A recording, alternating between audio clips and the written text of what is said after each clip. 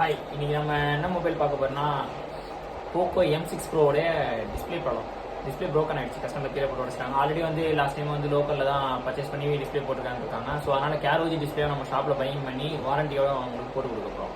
So wait and watch.